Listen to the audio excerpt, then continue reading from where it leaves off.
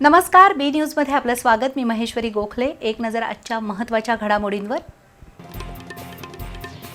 कसबा बावड्यातील मैदान आणि वाचनालयाचं आरक्षण बदलण्याच्या प्रस्तावावर महापालिका सभेत नगरसेवकांची आगपाखड. नगर रचना विभागाचे अधिकारी आणि महापालिकेचे वकील शहराची लूट करत असल्याचा आरोप. आजरा शहरात भीषण दुर्घटना. भिंत कोसळून प्राध्यापिका आणि शाळकरी मुलगी जागीच ठार, तर अन्य एक महिला गंभीर जखमी. महिला आरक्षण आणि मतदारसंघ पुनर्रचनेच्या विधेयकावर केंद्र सरकार पडलं तोंडावर. दोन्ही विधेयकं फेटाळल्यामुळे भाजपमधील इनकमिंगला ब्रेक. आमदार रोहित पवार यांची प्रतिक्रिया.